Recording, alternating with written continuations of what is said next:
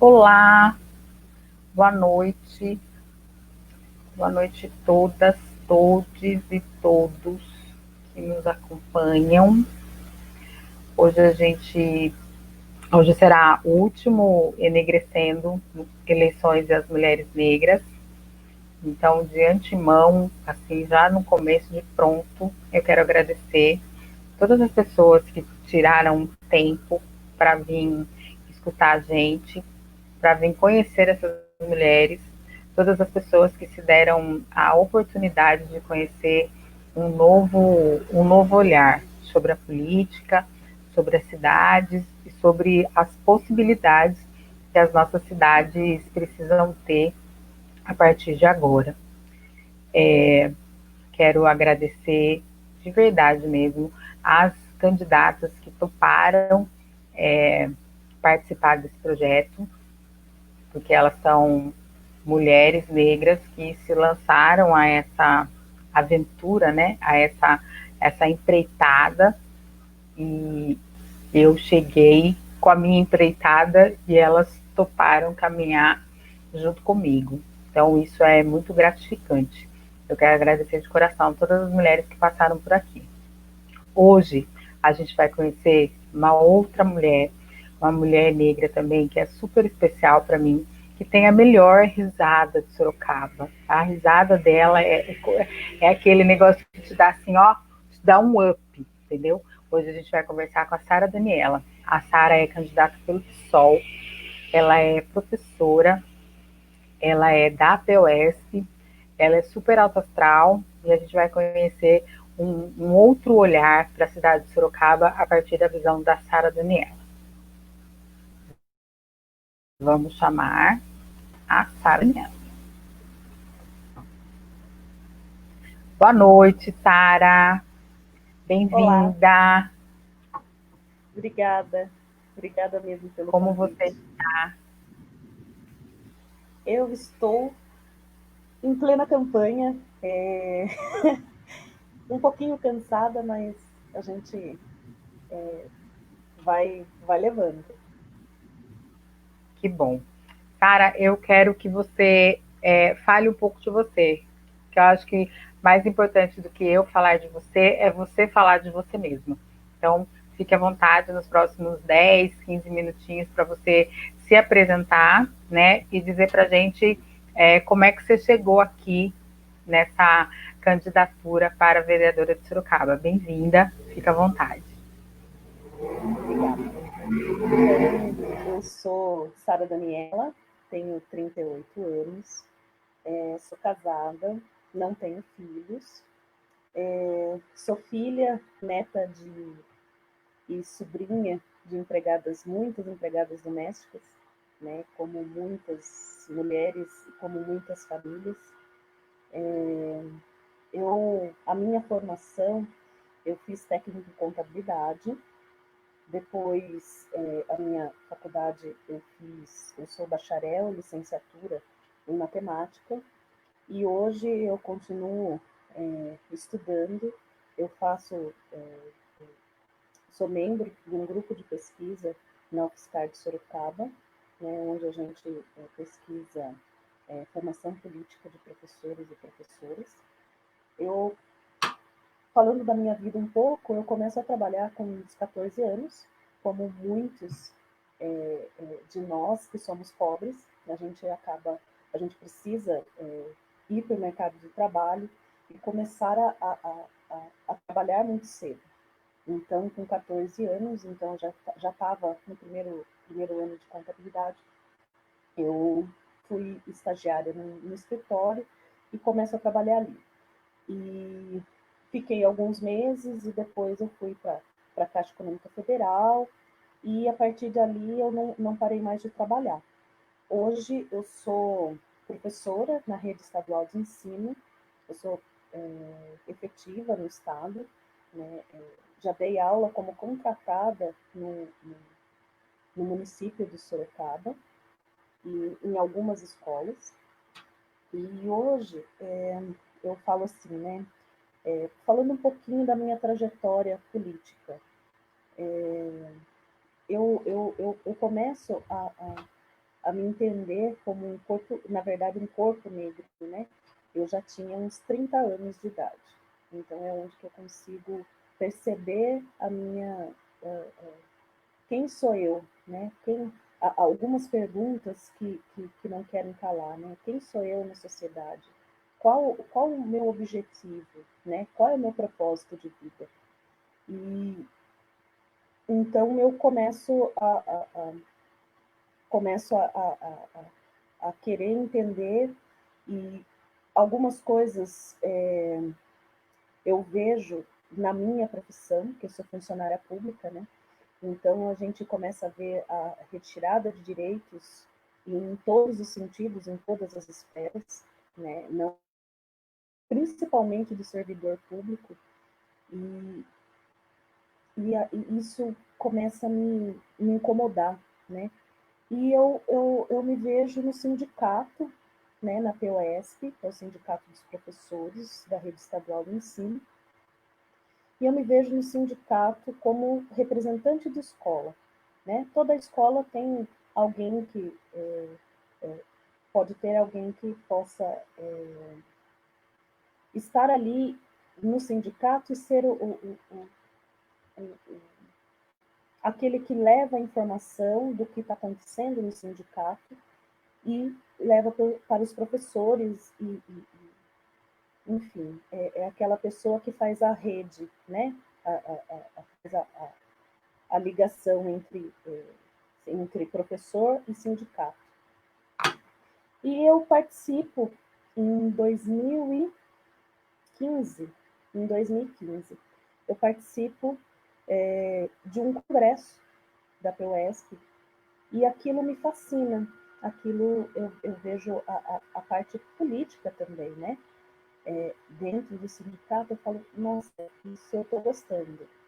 E daí eu vou para Brasília também, né,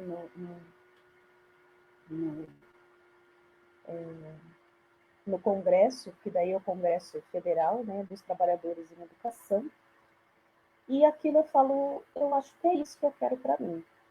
Então, a política, na verdade, ela começa a vir de uma forma, a partir do sindicato, na minha vida. E depois, dentro do sindicato, eu conheço o meu grupo de pesquisa hoje, e a gente estuda sobre a formação política. Quais são as políticas que nós temos, né, dentro dos cursos de licenciatura? Como estão sendo formados esses professores, né? Esses professores, eles estão formados para que as políticas públicas elas sejam realmente efetivas, né? Então, eu vejo que eu precisava fazer algo para minha sociedade, que fosse para minha comunidade ali, né? A comunidade que eu trabalho, muitos, a comunidade ali, ela não é uma comunidade rica, então eu começo a perceber dentro da escola o quanto precisa de políticas públicas, né? Políticas para a minoria, que na verdade não é a minoria, né? É a maioria das pessoas. Então, eu me vejo nesse momento dentro da política e eu ir para hoje, né? Como candidata, foi, eu acho que uma consequência de toda a luta que eu já faço, né? Pela educação. Então, foi uma consequência, né? Mas, e eu estou muito feliz. Eu estou muito feliz porque, assim, parece que a gente não faz nada, dá a impressão de que você não está vendo o seu trabalho, mas é um trabalho de formiguinha mesmo, né? A partir do momento que a gente começa a ocupar alguns espaços, a ter fala, né? Então, a gente começa a entender que por mais que seja o mínimo daquele espaço, a gente precisa estar nesse espaço e precisa ocupar, né? Mas resumindo, é isso, senão eu vou me estender, eu sou professora, gente, então, se não me conter, É, você vai falando. como você falou dessa questão da representatividade, né, de ocupar o espaço e representar uma comunidade e dar voz a essa comunidade, eu queria que você falasse, e você é da área da educação, eu queria que você falasse um pouco da Lei 10.639, né, do efeito dessa lei, se ela fosse aplicada da maneira como ela deveria. Eu queria que você falasse um pouco do efeito dessa lei para o contexto escolar, não só para os alunos, né, mas principalmente para o corpo de professores, né, para o corpo gestor da escola, né, como você vê essa lei, né, não só na sua ausência, né, mas principalmente se ela fosse efetivada de maneira concreta. Sim. Então, eu vou começar com um exemplo comigo, né? Uma vez eu cheguei em casa e eu falei para minha mãe: mãe, não quiseram brincar comigo hoje. Ninguém quis me dar mão. E daí, hoje eu entendo, né? Eu não me lembro, eu me lembro da situação, mas eu não lembro qual foi a resposta da minha mãe naquele momento. Mas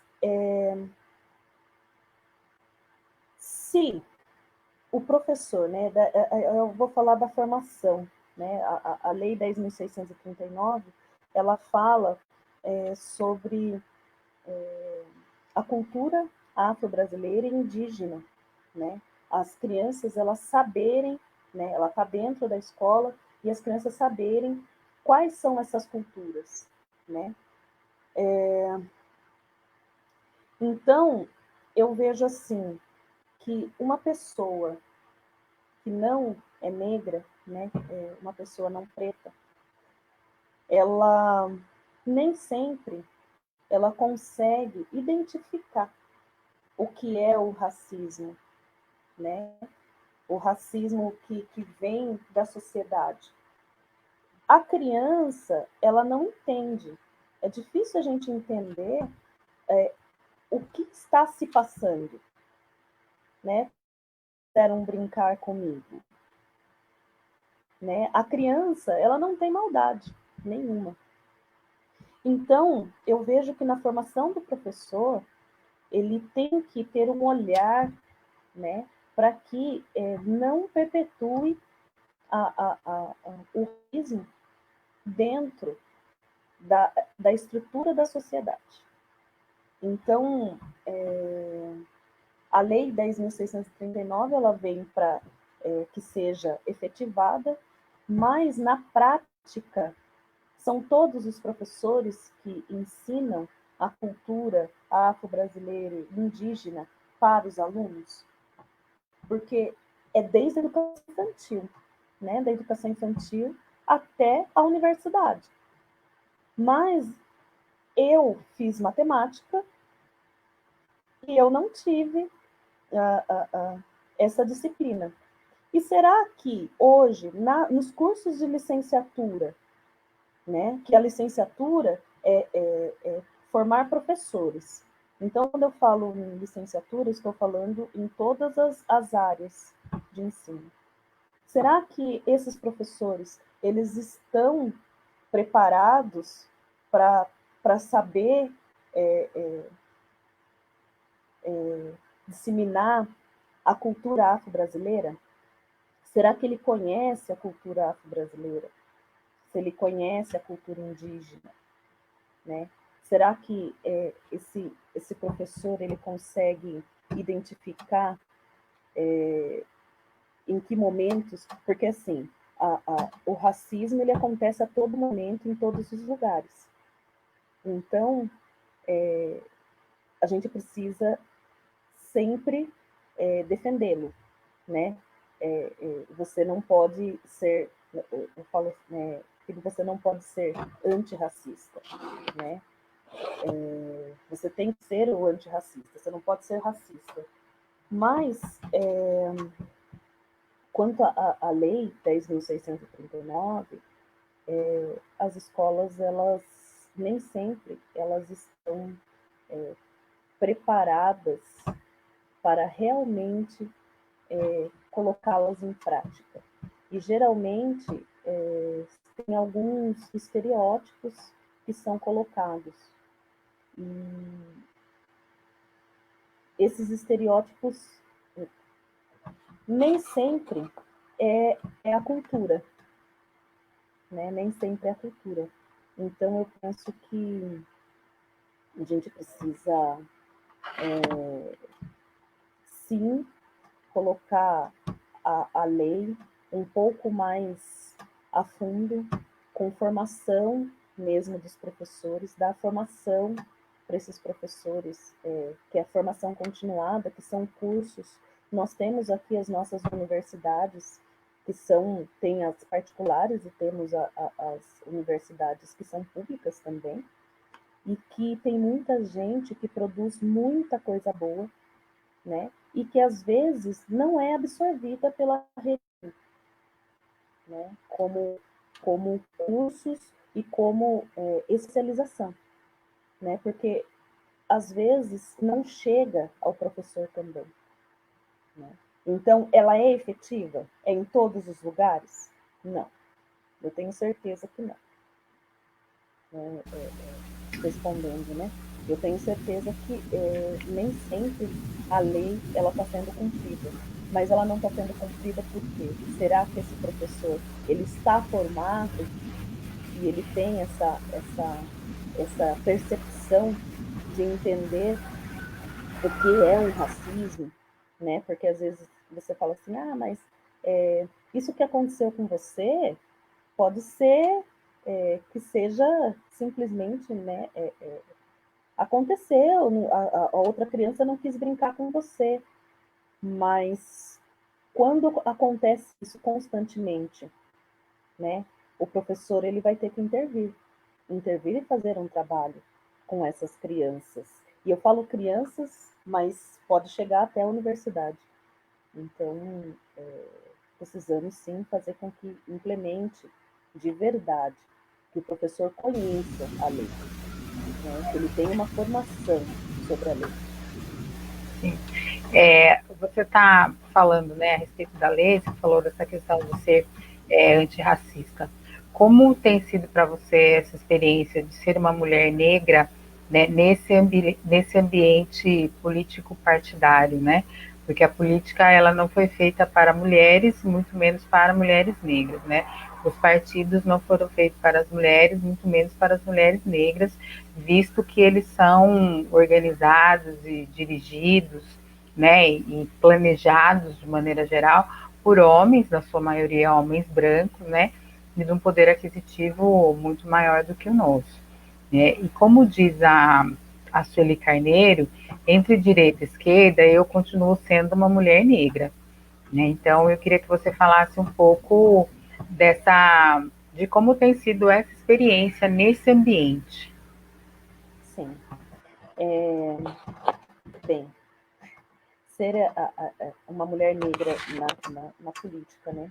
Então, assim, no meu partido, hoje, eu sou a única mulher que é candidata a vereadora, mulher negra, né? Mulher negra candidata a vereadora pelo meu partido, né? Homens já são mais homens e nós somos quase 30 candidatos, né? Então, assim, ser a única mulher negra.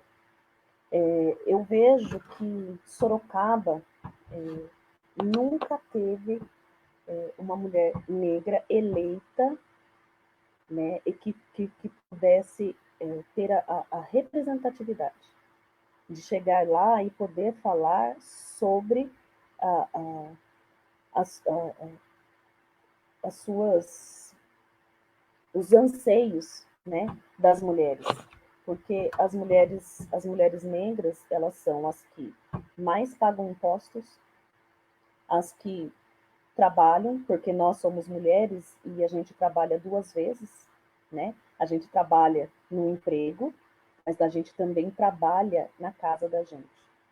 Então, assim, e esse trabalho, ele é visto como um trabalho somente de mulheres, né?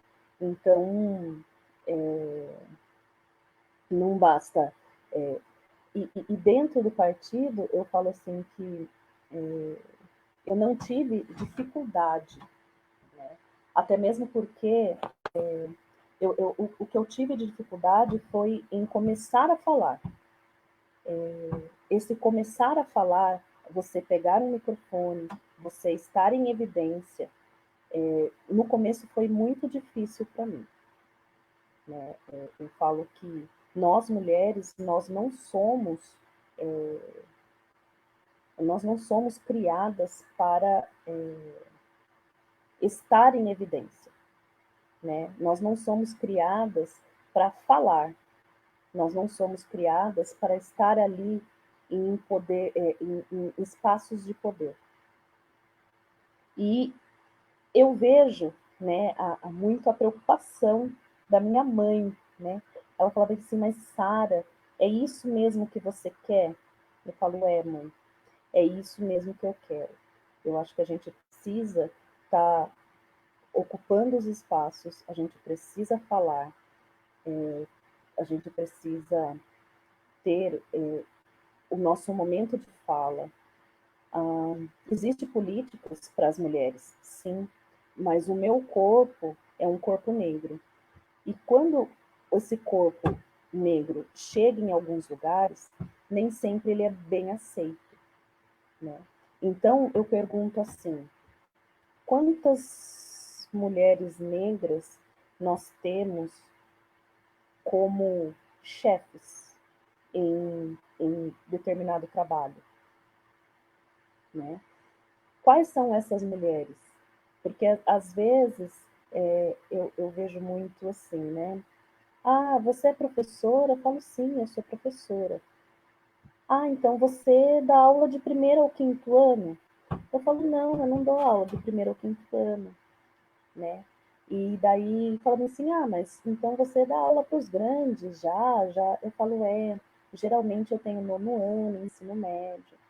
Ah, tá, mas você dá aula de quê? Aí eu falo, matemática. E às vezes as pessoas, elas falam, nossa, mas matemática, então você é muito inteligente. Então, é como se fosse a, a, a, você ter a faculdade de exatas, por exemplo, é como se aquilo não fosse para você, aquilo não fosse seu espaço, né? Aquilo não é um local seu, não é normal você ver mulheres.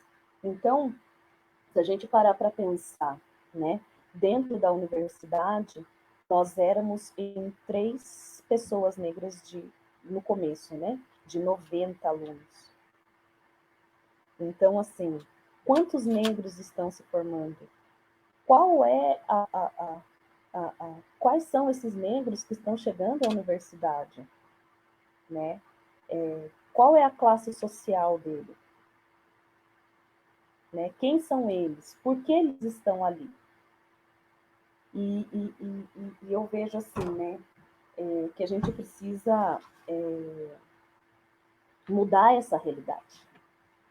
A escola, a universidade, ela tem que ser para todos, universal, né? Então, eu quero que mais mulheres estejam em espaços de poder. Eu quero que mais mulheres estejam fazendo o ensino superior. Eu quero que mais mulheres negras estejam falando e tendo voz. E para isso, alguém precisa começar.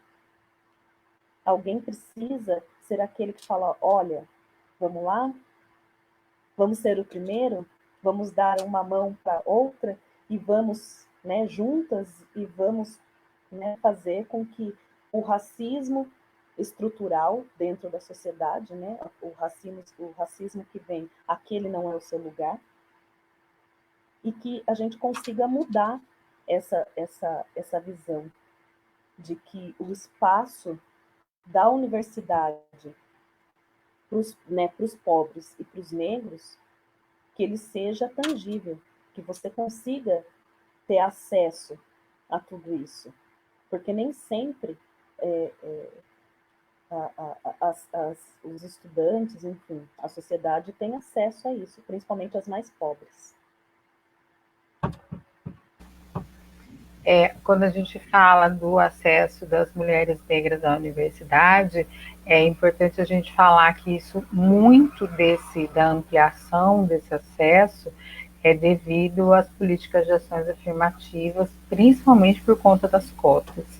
Né? Então, a cara da universidade mudou muito por conta das cotas. E aí você estava falando que você é professora de matemática, né? Quando eu escrevi o Enegrecendo, era um projeto para ser um podcast. Então, eu entrei lá na instituição que estava oferecendo o edital e eles patrocinaram um outro podcast de mulheres da área da matemática, né? Mestrandas e doutorandas e pós-doutorandas. E aí e é isso que você está falando, né? Eu acho que foi um vídeo que deviam ter assim umas 8 mulheres. Tinha uma mulher negra. Uma não, tinham 2 mulheres negras. Né? E aí elas estavam falando da dificuldade que é ser professora de matemática ou ser da área de exatas. E aí aparece um congresso que uma delas está, e ele é absolutamente branco. São todas mulheres, né? Que era um congresso voltado para as mulheres da área de exatas, da área da matemática, mas eram a sua infinita maioria de mulheres brancas. Né? Então, isso que você fala é muito real, né? Porque assim, não tem problema ser professora, né? Mas assim, só se você fez pedagogia, né?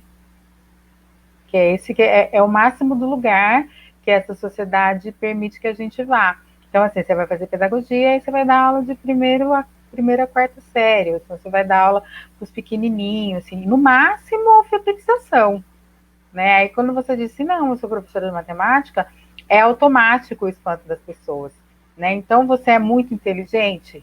Claro que eu sou inteligente, por que eu não seria inteligente, meu Deus do céu? Né? Eu sou Então, assim, esforçada. você é esforçado. Não é que eu sou inteligente, é que eu sou esforçada. Sabe, eu acho que tem algumas posturas que a gente encontra no decorrer da vida que elas não têm sentido mais, né? Não. E aí, quando eu vejo essa quantidade de mulheres negras, que eu não vou cansar de falar isso, que essa eleição, para mim, a cereja do bolo são as mulheres negras que deram sua cara e falaram assim, ó, chega, acabou, meu lugar é aí. Né? Nesse momento, meu lugar é nesse lugar aí que você está dizendo que não é para eu ir, é aí que eu quero ir para poder mudar a vida do meu povo. Né? Então, isso para mim é muito fantástico. É exatamente a cara da pessoa que fala assim, nossa, mas ela não era esforçada? Então, ela esforçou tanto que ela vai tomar o seu lugar na Câmara de Vereadores. Né? Complicado. Eu acho que é muito complicado. São posturas que a gente não pode aceitar mais. E aí eu queria que você falasse também um pouco, Sara, de como é que você vê, como você tem visto, né, porque você tem andado fazendo campanha, como você tem visto a cidade de Sorocaba e a partir desse seu olhar para a cidade, o que você está propondo para Sorocaba, né? Quais são os seus projetos, né? O que é que você tem a apresentar para essa cidade? Queria que você falasse um pouco sobre isso para a gente. Tá. Então, assim, Sorocaba, ela tá... Eu, como professora, né, tem 6 anos que eu estou efetiva na escola que eu estou. Mas eu, como professora, eu já andei muito, não só aqui em Sorocaba, né, para dar aula, não só aqui só. Eu andei um pouquinho na região também. Mas, falando em Sorocaba, Sorocaba, nos últimos anos, eu tenho visto que está muito largada, em todos os sentidos. As escolas estão deterioradas, as estradas e as ruas, o meio ambiente, as praças. E uma coisa que está me assustando muito nesse momento, lógico que é um cenário adverso, mas isso é antes de Covid, não é agora, é antes de Covid, é a quantidade de pessoas vendendo algo ou pedindo algo nos semáforos. Isso está me assustando de uma forma muito grande. Eu falo, o que está acontecendo? O que está acontecendo com a nossa cidade, com a nossa sociedade, em que as pessoas elas não conseguem mais emprego? E se a gente parar para pensar, né, o cenário federal tem muito a ver com os empregos, ele está diretamente relacionado com os empregos aqui na cidade de Sorocaba. Porque muitas empresas de Sorocaba, ela acaba pegando as suas matéria-prima de outros países. Então, se nós não tivermos uma política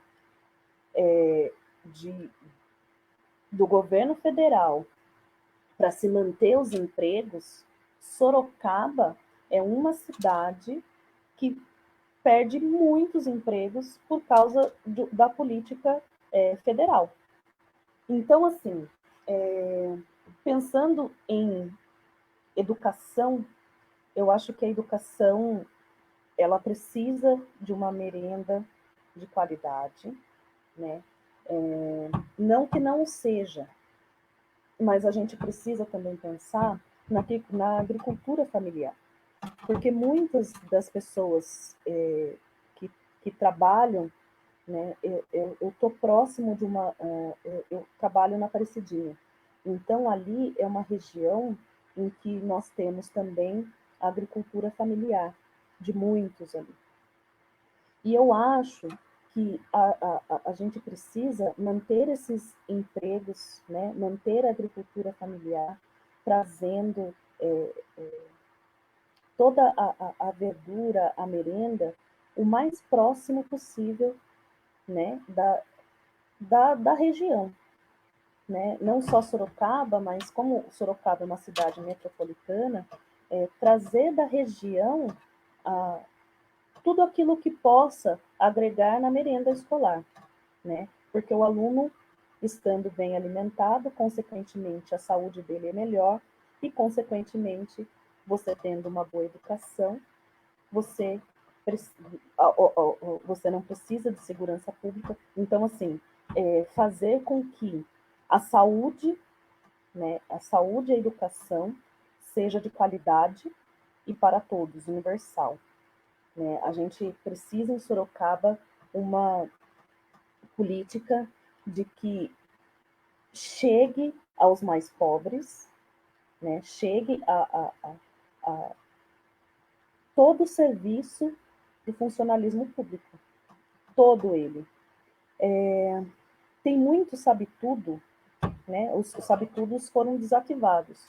Eu penso que, assim, além de formação, né, fazer incentivar, né, além de formação de pessoas para gerar renda, né, eu falo que eu vou falar um pouquinho da região aqui. Qual é a cultura, né? O que a gente tem de cultura? Porque você fala assim, eu estou indo para Sorocaba hoje e eu trago uma lembrancinha para você. Mas o que é que nós temos de cultura aqui em Sorocaba? Né? Você fala bem assim, é o tropeirismo? Também. Mas nós temos religioso também. Então, tudo isso poderia transformar em fontes de emprego, fontes de renda. Muitas mulheres que fazem artesanato, né, a feirinha de artesanato também, eu fico pensando, né, em tempos de pandemia, como que estão, né, essas pessoas que fazem parte da feirinha, enfim.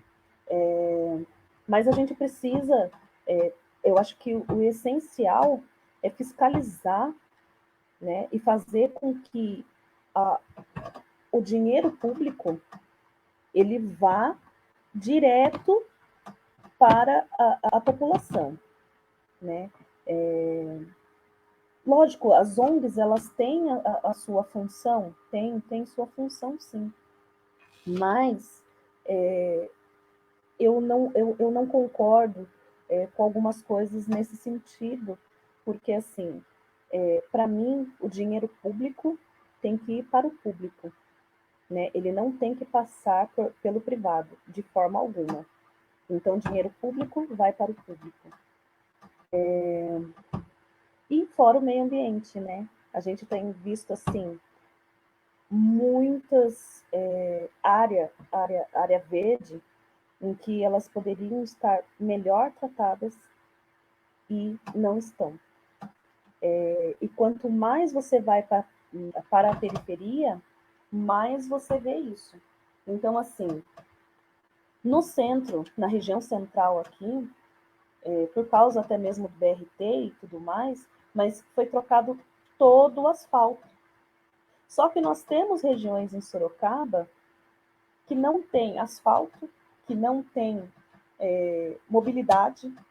Para você ir de um bairro a outro, você precisa passar numa pinguela. Para quem não conhece pinguela, é uma água, né? Você tem uma água e geralmente coloca-se ou um pedaço de pau, um pedaço de ferro, e as pessoas passam por cima dessa pinguela aqui para poder se locomover, né? Então, tem muitos locais ainda em Sorocaba que não têm acesso à rede de esgoto. Tem muitos locais em Sorocaba que o esgoto é jogado ali no manancial. Tem muitas regiões que não recebem, por exemplo, asfalto. Eu estava conversando esses dias com uma mulher e ela mora no Mato Dentro. E ela falou, Sara, olha, não é por nada, mas a gente precisa pelo menos da estrada estar com cascalho. E realmente, eu trabalhei como terceirizada na URBS quando eu estava fazendo a minha faculdade.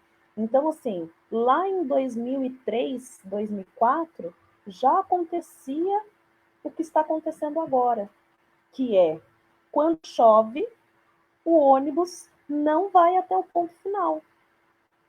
Então, a gente precisa de manutenção desses locais. Imagine você vai para a faculdade ou vai para a escola e daí chove nesse meio tempo, você fala, meu Deus, eu não vou chegar em casa. Ou se eu chegar em casa, tem que pegar um pedaço de estrada enorme, no barro, e uma mulher às vezes sozinha, e o perigo, né? O perigo que a gente corre, porque nós, mulheres, sabemos o que é estar no local sozinha, sendo mulher. Então, o medo que a gente passa. E se a gente encontra com outra pessoa ainda na rua, você fala, meu Deus, né? Será que eu vou estar viva se eu passar por ali? Mas, e precisa de políticas públicas para todos. E para as mulheres também, né? A gente precisa de políticas em todos os sentidos. Violência, enfim. A gente precisa pensar no macro mesmo. Sim. Você estava falando de como as coisas são interligadas, né? Se você tem uma escola, né, que você falou a questão da merenda, né? Então essa criança ela vai ser uma criança que ela vai ter saúde, ela vai ter mais disposição para aprender, né? Consequentemente ela vai menos ao médico, né? Parece que as pessoas não entendem isso, né? Que a gente vai no médico porque a gente tem saúde. Como que a gente tem saúde? Quando a gente tem uma boa alimentação. Quando a gente está falando de crianças, mais ainda, né? E como é importante garantir a presença dessa criança na escola, não só pela alimentação, mas garantir essa criança na escola pela importância dela estar na escola. Mas para que ela possa estar na escola, não só pela alimentação, a mãe dela tem que ter um emprego, né? Ela tem que ter uma família estruturada, né? E o Estado precisa assumir a sua responsabilidade nesse conjunto, né, de ações. Eu acho importante também a presença das ONGs, mas eu concordo com você, elas não podem substituir a responsabilidade do Estado, né? Aí as pessoas falam assim, mas o Estado ele está o Estado não tem funcionário e o Estado não tem dinheiro, né? Então, assim, se a gente souber quais são as prioridades, né, do Estado ou do nosso município, e esse dinheiro ele for empregado para aquilo, a gente não tem necessidade dessa terceirização de serviço, né? Então, hoje em dia, a gente terceiriza a educação, a gente terceiriza a saúde, a gente terceiriza o cuidado, principalmente. Então, a gente vai terceirizar os abrigos de criança, a gente vai terceirizar os asilos, a gente vai terceirizar o cuidado como um todo, né? O cuidado com essa população que ela é super, super vulnerável, né? Então, o quanto é importante essa questão do fortalecimento do SUS. A gente tem um SUS tão desestruturado que eu penso que uma das funções, né, para o próximo período, eu queria que você falasse também um pouco do próximo período, é o fortalecimento do SUS, que a gente não pode perder de vista, né, que a gente está falando aí de um período pós-pandemia. Né? Assim, eu tenho muito medo desse termo pós-pandemia, porque parece que a Covid acabou e que aí o ano que vem a gente não vai ter mais Covid e vai estar tudo resolvido, né? E não é bem assim que as coisas estão acontecendo, né? O ano que vem, para vocês que vão assumir mandato, vai ser um ano muito complicado, né? Porque as crianças têm que voltar para a escola, as pessoas precisam ser vacinadas, e a gente está em plena crise da vacina, né? As pessoas vão precisar trabalhar e a gente não sabe exatamente como é que vai ser essa coisa, como que vai ser o emprego, como que vocês vão trabalhar, qual que vai ser o investimento para emprego e renda, né? Então eu também queria que você falasse um pouco como que você está enxergando essa situação dessa chamada pós-pandemia, né? Que para 2021, como que vai ser a atuação do vereador na cidade, né? Com essa questão da pandemia, da vacina e da volta à escola. Queria que você falasse também um pouco sobre isso. E a parte da saúde, né? Sim. Sim. Então, assim, a gente tem que ter em mente que aonde entra a saúde é o posto de saúde. Né? O posto de saúde no bairro é aquele onde entra todos os problemas do bairro ali, no sentido de Bem, o porquê que eu estou falando isso? Eu estou falando isso pensando no trabalho das agentes de saúde, né? As agentes de saúde são aquelas que sabem exatamente quem são, quais são os problemas daquela comunidade, né? Então a gente precisa ter as agentes de saúde com, com com formas de trabalhar, perdi a palavra, com meios, né? Com meios para Estrutura, poder, né? estrutura, né? Com meios, com estrutura para fazer o seu trabalho e chegar até a, a, a comunidade em todos os sentidos. Então, assim, tem a consulta do seu João amanhã, né? Mas por que tem faltas naquele posto? Será porque demorou? Né? Por que as pessoas faltam em consulta? Será porque elas querem faltar em consulta ou porque essa consulta está demorando para chegar? Né? Às vezes ela está demorando para chegar essa consulta. A consulta ela teria que acontecer em no máximo, né? Essa primeira consulta ela teria que acontecer no máximo em uma semana, né? Porque a doença, quanto mais se espera, pior é. Então, pensando na pandemia, nós precisamos assim acreditar, né, nos órgãos que estão fazendo, por exemplo, né, nós temos aqui no estado de São Paulo, o Instituto Butantan, a Anvisa e agora o governo federal ele nossa, tira a credibilidade desses agentes que são fundamentais para a nossa vacina agora, né? E se nós não ficamos piores, foi por causa do SUS, né? O SUS é o único que garante que a saúde seja para todos. Então, independente, se você chegar num pronto-socorro, né, você vai ser atendido, é para ser atendido. Só que, em quanto tempo está sendo atendido? Tem funcionário público hoje em Sorocaba para estar atendendo e para estar fazendo tudo isso? Eu tenho a resposta: não. Nós não temos funcionários. Os funcionários estão aposentando e eles não estão sendo repostos. Por quê? Porque existe uma política pública para que privatize a saúde, para que privatize a educação, né? Então, a gente precisa defender o SUS, porque o SUS é o único que a gente consegue chegar, ser atendido e se depender, né? Se a gente fosse depender de seguro de saúde, né? Que seriam os planos de saúde, todo mundo teria acesso, né?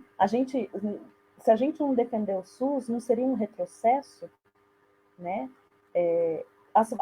Todas as vacinas, elas têm na rede municipal para que sejam dadas, né? Então, eu defendo o SUS com todas as minhas forças, porque é o único jeito de garantir saúde para a população, né? E a gente, falando em saúde, a gente precisa falar também de médicos e enfermeiros, porque os médicos, né, as enfermeiras nas UBS, são elas que fazem muita parte do atendimento, né? E tem a parte que é de generalidades, né, que passa para o médico. Mas, por exemplo, se chega uma gestante, é a enfermeira que atende nesse primeiro momento, né, e depois vai passando, né, para o ginecologista, enfim. E daí vai fazendo a triagem da população que chega, né? Não sei se eu consegui, falei, e a gente tem um tempo. Não, sim. Você falou a respeito da vacina, né, do fortalecimento da defesa do SUS. Eu estava escutando o jornal agora da noite, né, o jornal local, e estava falando a respeito da campanha de vacinação que acabou hoje, né, e que a quantidade de vacinas, né, que a secretaria estava esperando, que não atingiu a quantidade necessária, que as pessoas não foram, né, da vacina. E aí falou a respeito da paralisia infantil, que é uma doença que ela está erradicada do país, né? E como você falou do retrocesso, eu lembrei disso, né? Que existe a possibilidade da gente ter um surto de paralisia infantil, como a gente teve um surto de sarampo. Né? Então, assim, o desmonte do SUS, ele está atrelado, assim, à volta de um surto de paralisia infantil, que é uma doença que não existia mais no país há mais de 30 anos. Né? E aí a gente... O sarampo também. O sarampo também. O sarampo já estava erradicado no Brasil há muito tempo, né? Exatamente. E detalhe, né?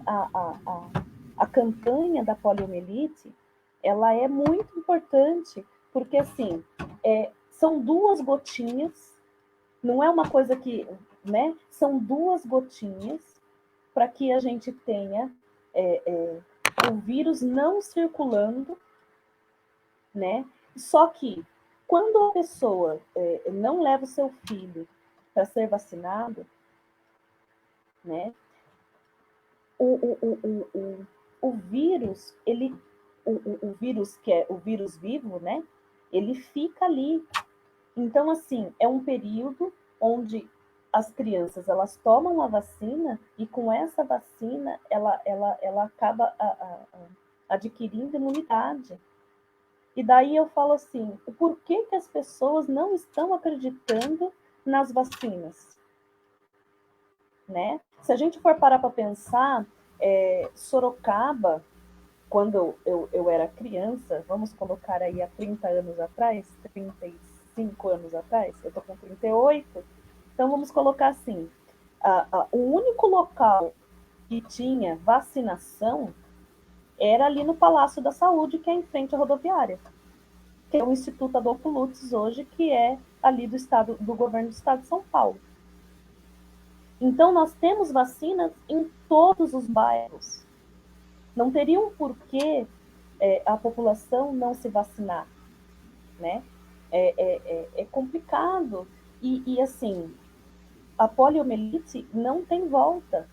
A partir do momento que a criança, né, e pode acometer vários, né, ela pode ficar paralisada por causa que você não deu 2 gotinhas, né? Essa questão da vacina é uma discussão extremamente importante da gente fazer, porque a gente está aí na crise da vacina, né, da Covid, né? Se vai vacinar, se não vai vacinar, né? Que laboratório vai fazer, se vem da China, se vem da Lapônia, ninguém sabe direito o que é que o governo federal vai fazer. Mas isso está muito atrelado a essa questão do descrédito, né, que o governo vem dando a eficácia das vacinas, né? E aí eu sempre falo isso, não é uma coisa que a gente inventou, né? A gente não levantou um dia e falou assim, é legal tomar vacina porque é bom. Não, gente, é comprovado cientificamente que foram as vacinas que erradicaram determinadas doenças, tiraram determinadas doenças de circulação. Então, quando a gente tem um governo que não centraliza, mas também não descentraliza, a gente tem aí toda essa confusão. Aí, Sara, eu queria que... Vai, fica à vontade. Não, eu queria só falar uma coisa que eu acabei... Muita coisa que, na mente da gente, que a gente... Uma coisa que eu não falei, foi a violência doméstica. A violência doméstica é uma coisa que nós não falamos aqui nesse momento, né? Então, quantas são essas mulheres, quantas são essas crianças que estão sendo violentados e que as agentes de saúde são a primeira porta para essa mulher ou para essa criança para chegar e falar, olha, está acontecendo alguma coisa. Então, assim, o posto de saúde, ele é a porta de entrada para não só as doenças, mas também a violência, de a gente acolher essa mulher, de a gente acolher essa criança, né? Então, eu penso que as agentes de saúde também, eles precisam de um treinamento muito intenso para que essa agente ou esse agente que esteja ali no dia a dia, ele consiga identificar e ele consiga ajudar, né, que geralmente são mulheres das agentes, né, mas assim, que consiga identificar e ajudar essa mulher dentro de uma violência doméstica, ou ajudar essa criança dentro da violência doméstica. Nós, professores, também temos que ter essa formação de entender o que está acontecendo, né? A criança, às vezes, ela fala de outras formas, né? A violência que está acontecendo com ela. Então, esse professor, ele tem esse olhar humano, né? Essa agente, esse enfermeiro, esse médico, ele tem esse olhar humano para essas mulheres também que estão sofrendo a violência doméstica. Então, eu penso que as ações, elas têm que ser muito amplas, né? Que às vezes a gente fala, não, tem que ter a vacina, tem que ter o médico, tem que ter, mas tem que ter, mas a gente precisa pensar nas políticas públicas para que as outras coisas não aconteçam também. E quando acontecerem, a gente ter uma proteção para essa mulher, para essa criança, né? Eu falo assim, a Delegacia da Mulher. A Delegacia da Mulher aqui em Sorocaba, ela fica numa região longe para algumas mulheres. Então, hoje ela está aqui no Campolim, né? Ela fica na região sul de Sorocaba. E daí, como que essa mulher ela consegue sair de uma violência, sendo que às vezes ela mora na zona norte e ela tem que ir para a zona sul. Então, a ampliação dessa rede de apoio às mulheres, ela tem que ser feita também. Então, assim, em todos os lugares tem que ter, norte, sul, leste, oeste, mas tem que ter uma delegacia da mulher. Uma delegacia da mulher que tenha mulheres, né? Porque, assim, uma coisa é você estar sofrendo uma violência e você chegar lá na delegacia e ter um homem para te atender. Então, assim, a relação ela tem que ser muito acolhedora. Então, nós mulheres entendemos outras mulheres. É para ser assim. Nem sempre acontece, lógico, né? Porque não basta ser mulher, né? A gente tem que representar essa mulher. Mas a gente entende que a mulher ela consegue né, ficar mais tranquila, né, na sua situação de conversar o que aconteceu com outras mulheres, né? Então assim ela já vem sendo violentada por um outro, né, geralmente por um homem, que necessariamente não precisa ser, mas e daí você chega na delegacia e você não consegue relatar, ou senão aquela pessoa fala assim, mas é só isso que aconteceu, né? Então, a gente precisa de uma rede de proteção às mulheres, em todos os sentidos. E tem que ter delegacia em todos os locais, norte, sul, leste, oeste. Por enquanto, só temos na Zona Sul. E que não é para todos, né? Então... Sim. Você estava falando que as mulheres elas precisam se locomover, né? Aí eu fico imaginando ela sair de lá da Zona Norte, de ônibus, né? Isso se, né, acontecer durante o horário do ônibus, né? Que normalmente as violências de dia, né? Normalmente as violências elas acontecem à noite, né? Mas assim, vamos supor que exista ônibus 24 horas, né? Essa mulher sair de casa depois da meia-noite, ela tem que pegar um ônibus e ela tem que descer no terminal e ela tem que fazer uma baldeação e ela tem que subir por aquela rua escura, né? Então, quando a gente pensa em proteção e quando a gente pensa em política pública, é fundamental que essas políticas sejam interseccionadas, né? Que elas se cruzem, né? Porque você pensar na violência contra a mulher, você tem que pensar no transporte dessa mulher, tem que pensar na formação, né, dessa pessoa, na capacitação dessa pessoa que vai atender. Então, é muito mais amplo do que simplesmente você ter uma delegacia, né? Porque às vezes eu escuto algumas colocações a respeito, principalmente nessa narrativa da luta feminina, que a importância da delegacia, né? Aí fala que tem que ter delegacia, tudo bem, a gente já sabe que tem que ter delegacia, mas não adianta você ter só delegacia. Então você tem que ter uma delegacia, você tem que ter um regional preparado para atender uma mulher que acabou de ser estuprada, né? E você tem que ter um regional preparado para uma mulher que foi abusada, né? Você tem que ter os locais, né? A rede de proteção à mulher, ela precisa ser uma rede fortalecida, né? Porque não adianta você ter só a delegacia. É importante, mas a delegacia pela delegacia não funciona, né? Ela precisa de outras estruturas. Então é importante isso que você fala, né? De você ter um atendimento, o posto de saúde como a primeira porta de atendimento para essa mulher, seja para qualquer tipo de problema que essa mulher tem.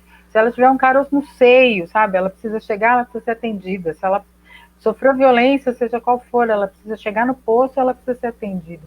Então é importante a gente fortalecer as unidades básicas de saúde, exatamente como você colocou. Sarinha, a gente está se encaminhando para o final, então já é super rápido. A gente pensa que vai ser super, quando você vai falar, acabou.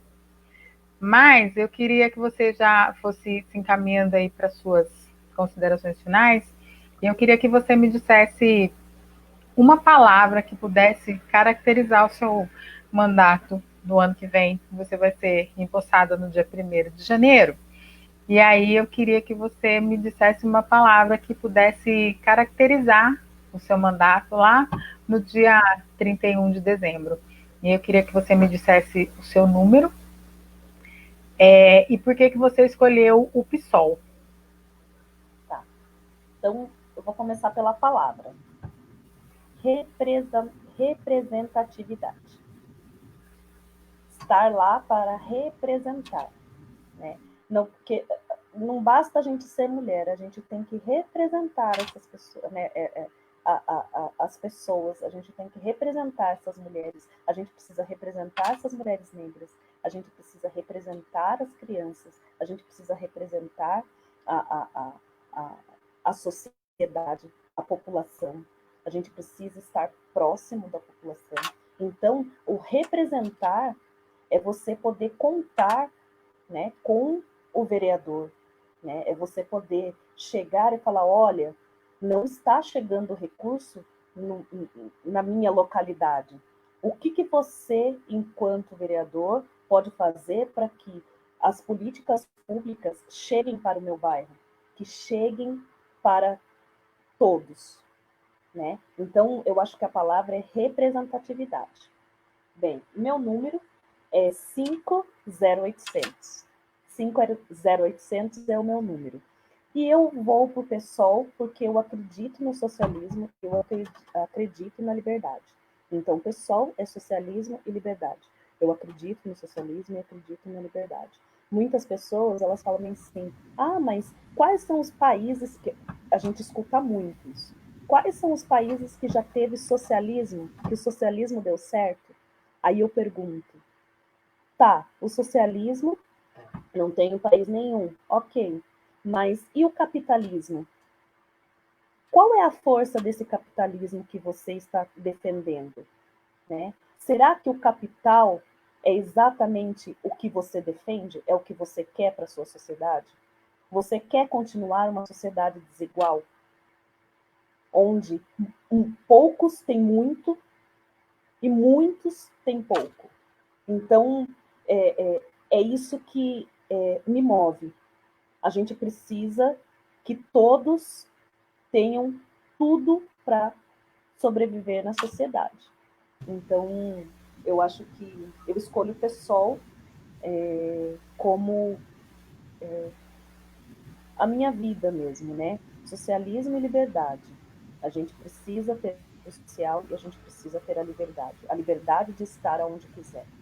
Porque o meu lugar é onde eu quero estar. É isso Este mesmo. é o meu lugar. E ocupar os espaços. Hoje, eu tenho a plena certeza que eu tenho que ocupar os espaços e tenho que representar, tenho que ter a representatividade de verdade de pessoas negras, de mulheres negras, e que eu possa fazer a diferença realmente com políticas. Com certeza. Sarinha, vou ali despedir, agradecer, e aí eu já volto aqui para a gente terminar. E aí, quando você fala essa questão do socialismo, né, eu acho que uma outra pergunta da gente fazer é se o capitalismo deu certo, né? Exatamente.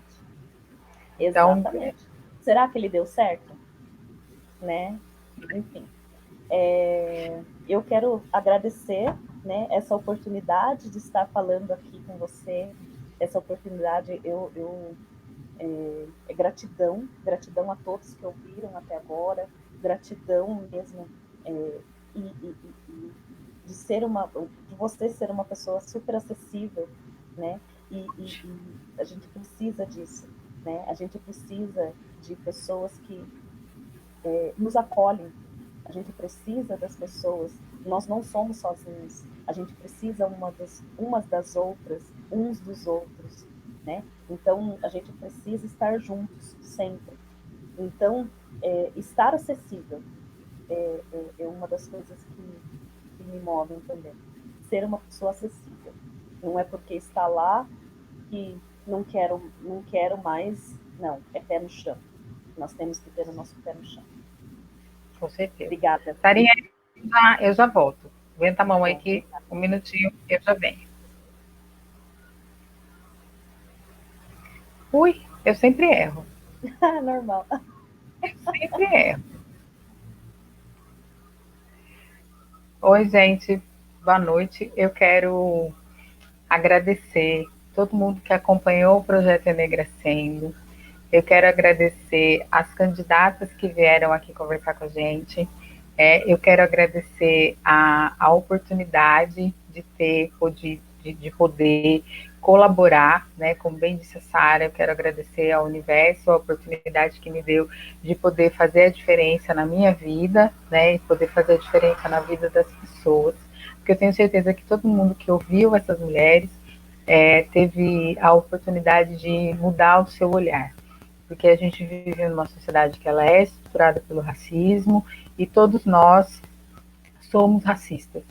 Então, na medida que a gente tem a oportunidade de rever o nosso olhar, né, não só para essa sociedade racista, mas para os objetos, né, que nos fazem racistas, a gente tem a oportunidade de ser melhor e de fazer a diferença.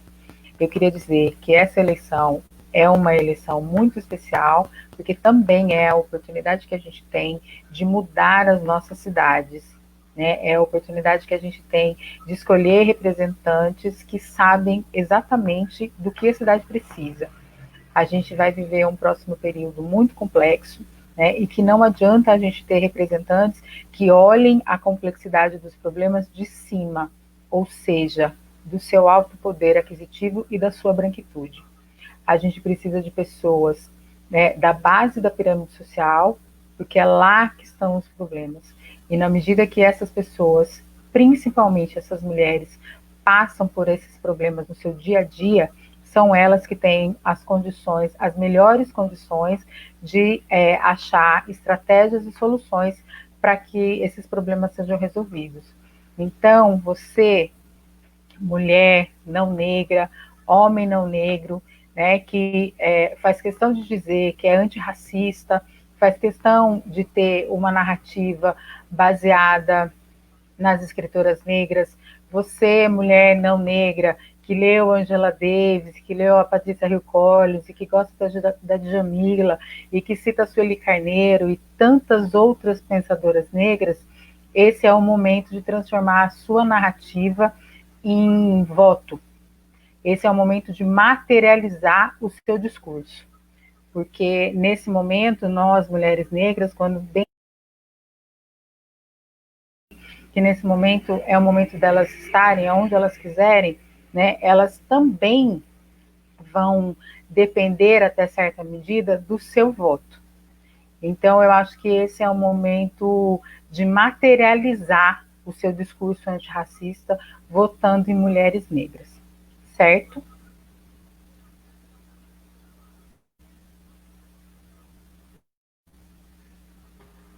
Sarinha, minha querida, eu quero agradecer muito você ter vindo aqui conversar com a gente. Né? Eu acho que a gente fecha essa primeira etapa do Enegrecendo assim, com chave de ouro, porque você é uma das mulheres mais sensíveis, delicadas e comprometidas que eu conheço. Então, eu acho que a gente ganha muito em ouvir você e a gente ganha muito mais, né, com você sendo eleita vereadora de Sorocaba. Muito obrigada, eu desejo sorte, eu desejo sucesso, né, e eu desejo que você tenha uma caminhada sempre assim, do jeito que você é, leve, sorridente e principalmente comprometida. Muito obrigada, viu, meu amor, por você ter vindo até aqui hoje. Eu que agradeço a todos. Gratidão, gratidão a todos. Obrigada. Gente, boa noite, obrigado. Essa é a primeira fase do Enegrecendo. A partir dos próximos 15 dias a gente tem novidades por aí, viu? Muito obrigado, um beijo para todo mundo. Um beijo, Sara. Beijo, obrigada.